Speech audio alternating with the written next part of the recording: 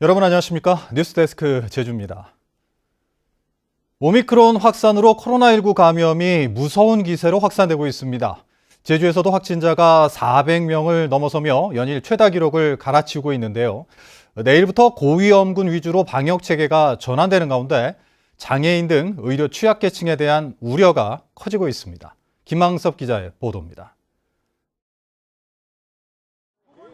선별진료소 앞으로 길에 늘어선 대기줄. 연일 최다 확진자가 나오면서 시민들이 몰렸습니다. 최근 하루 평균 PCR 검사와 신속 항원 검사 건수가 6,000건을 넘으면서 검사 인력을 2배가량 늘렸지만 역부족입니다. 지금 쉬는 시간 없이 계속 일하니까 조금 인원이 좀 더 있었으면 하는 바람이 있죠. 커피 한 잔 마실 시간도 없이 그냥 계속 일하니까. 제주 지역의 어제 코로나19 신규 확진자는 412명. 400명을 돌파하며 역대 최다 기록을 경신했고 오늘도 오후 5시까지 380명이 확진 판정을 받았습니다. 지난 1일 처음으로 100명대에 진입한 확진자 수가 일주일 만에 3배 넘게 늘어난 겁니다. 검사 건수 대비 확진자 수를 나타내는 확진율도 지난주 3.5%에서 15.1%로 5배 가까이 높아졌습니다. 확진자가 폭증하면서 내일부터는 방역 대응 체계가 고위험군 중심으로 전환됩니다. 재택치료 환자 가운데서도 전화로 상태를 확인하는 등의 집중 관리는 60살 이상 환자로만 제한하는 겁니다. 그런데 이동이 불편한 장애인 등 의료 취약계층이 집중관리 대상에서 제외돼 우려의 목소리도 나오고 있습니다. 의심 증상을 인지하거나 확진 판정을 받더라도 불편한 몸으로 대처하기가 쉽지 않기 때문입니다. 사실 장애인 당사자분들이 어떤 코로나 증상의 의심이 오거나 또는 이제 확진이 됐을 때 실질적으로 본인이 그 셀프 케어를 한다는 것은 거의 불가능한 얘기고요. 초기 어떤 대응이 가능할 수도 있었는 시기를 지나치고 더 심각한 상황이 되기도 하는데 한편 제주도는 코로나19 병상 816개 가운데 393개가 차면서 가동률이 50% 가까이 치솟았지만 아직 위중증 환자는 없다며 취약계층에 대한 모니터링도 강화하겠다고 밝혔습니다. MBC 뉴스 김항섭입니다. 답보 상태를 보이던 지방선거 관련 제주특별법 개정안들이 본격적으로 국회 심사대에 올랐습니다. 국회 정치개혁특별위원회에서 처리의 속도를 내겠다고 밝혀 이목이 쏠리고 있습니다. 권혁태 기자가 보도합니다. 지난달 더불어민주당 이해식 의원이 발의한 뒤 별다른 움직임 없이 잠자던 교육위원 폐지를 담은 제주특별법 개정안. 그러나 행정안전위원회에서 정치개혁특별위원회로 넘겨진 지 하루 만에 전체 회의에 상정됐습니다. 법적으로 상정하려면 위원회에 회부된 지 15일이 지나야 하지만 긴급한 사안이라며 예외 조항을 적용한 겁니다.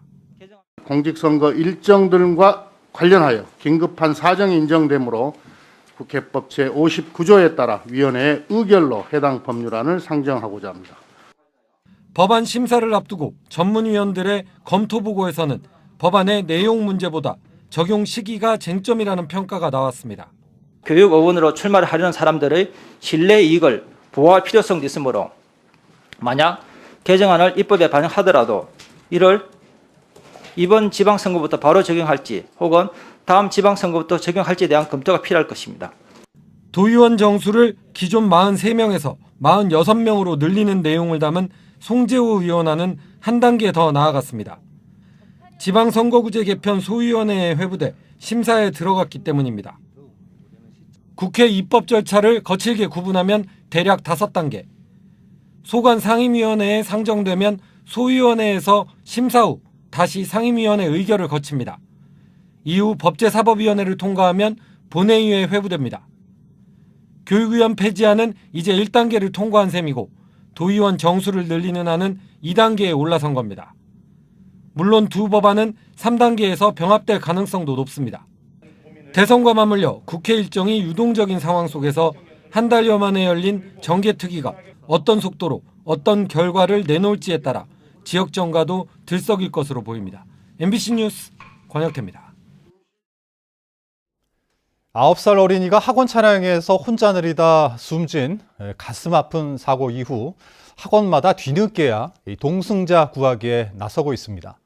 그런데 동승자 운영에 따른 비용이 부모들에게 전가되면서 논란이 일고 있습니다. 박혜진 기자가 보도합니다. 제주 시내 한 학원이 원생 부모들에게 보낸 안내 메시지입니다. 학원 차량 동승교사를 채용하게 돼 탑승 원생 1명당 왕복 2만 원씩 추가 비용을 받겠다는 내용입니다. 부모들은 자녀들의 안전을 고려한 취지에 공감하면서도 갑작스런 비용 부담이 커 수강 포기를 고려하는 경우도 늘고 있습니다. 학원이 여러 개 다니니까 그마다 인사한다고 하면 공부에 관련 없는 예체능이라든지 학원이 끊일 수밖에 없는 상황이죠. 제주 지역 사설 학원에서 운행하는 어린이 통학 차량은 290대. 70% 정도가 무상으로 운행돼 왔는데 대부분 유상 전환을 검토하고 있습니다. 이렇다 보니 학원차 비용 부담은 최근 인터넷 커뮤니티 등에서도 논란이 되고 있습니다. 갑작스런 비용 부담을 학부모에게 떠넘긴다는 의견부터 유류비 상승과 인건비 부담 등에 따른 학원들의 입장도 고려해야 한다는 주장까지 의견은 분분합니다. 재정적으로 이제 지출해야 되는 부분이 부담스러워서 이제 멈췄는데 전수조사 나온다는 그런 이야기를 듣고 구해야 된다는 그런 부담감으로 이렇게. 하지만 비용 부담을 논하기 전에 무엇보다 중요한 안전교육은 뒤로 미룬 채 뒤늦게 단속만 밀어붙이는 행정기관의 대책부터 바로잡아야 한다는 목소리가 커지고 있습니다. MBC 뉴스 박혜진입니다. 오는 6월 지방선거 제주도 교육감 선거를 앞두고 보수 성향 교육감 후보 단일화가 난항을 겪고 있는 가운데 제주 바른교육연대는 제주도의회에서 기자회견을 열고 반전교조 출신의 후보 단일화를 촉구했습니다. 바른교육연대는 전교조 출신의 현 이성문 교육감의 공약이었던 고교 체제 개편이 실패해 동지역 학교가 과밀화됐고 읍면지역 일부 학교는 학생 수 미달로 문을 닫게 됐다고 비판했습니다. 제주 카로텔 매각 중단을 위한 도민연대는 카로텔 앞에서 집회를 갖고 호텔 매각을 중단하고 대량 해고 사태가 발생하지 않도록 한진그룹 차원에서 해법을 마련하라고 요구했습니다. 칼호텔 측은 경영난 때문에 오는 4월 30일 영업을 종료하겠다고 예고했지만 호텔 직원 300여 명의 고용 승계 문제를 놓고 노사 양측의 입장 차이가 커 합의점을 찾지 못하고 있습니다. 서귀포시 도시 우회도로 녹지 공원화를 바라는 사람들은 제주도청 앞에서 기자회견을 열고 도로 개설이 교통 흐름 개선에 도움이 되지 않는다며 공사를 중단하고 녹지 공원을 조성하라고 촉구했습니다. 제주도는 내년까지 예산 1,200억 원을 들여 서귀포시 서홍동과 동홍동을 잇는 길이 4.2km 구간의 도시 우회도로 공사를 마무리할 계획입니다. 신고하지 않고 영업하던 숙박업소가 무더기로 적발됐습니다. 제주자치경찰단은 단독주택을 개조해 SNS와 예능 프로그램 등에 감성 숙소라고 홍보하며 미신고 숙박 영업을 한 업소 등 6곳을 적발했다고 밝혔습니다. 자치경찰은 전담팀을 편성해 단속을 강화하고 최근 3년 동안 위반 업체 500여 곳을 전수조사할 계획인데 미신고 숙박업을 하다 적발되면 1년 이하의 징역이나 1,000만 원 이하의 벌금에 처해집니다. 마라도 해상에서 발생한 어선 전복 사고는 높은 파도와 어선의 배수가 제대로 안 돼 일어난 것으로 파악됐습니다.